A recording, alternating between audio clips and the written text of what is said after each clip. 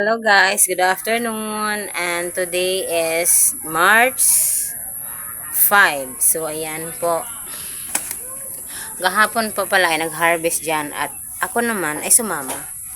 And may video nga ako pero hindi full. At yung napala ko, sa camera hindi siya sobrang mapula. Pero pag tingnan mo sa personal, grabe, ang kapal-kapal ng pamumula. Nag ano siya, nag ganun, lahat pula. Dahil sa kate ng palay. Yung, di ko alam kung bakit. O, yun.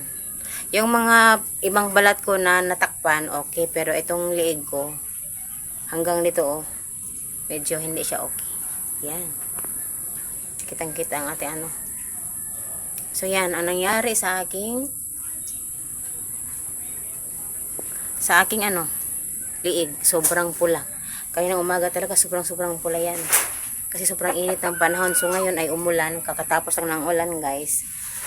Andito ako sa aking kwarto. Ayan. So yan ang nangyari. Ayan.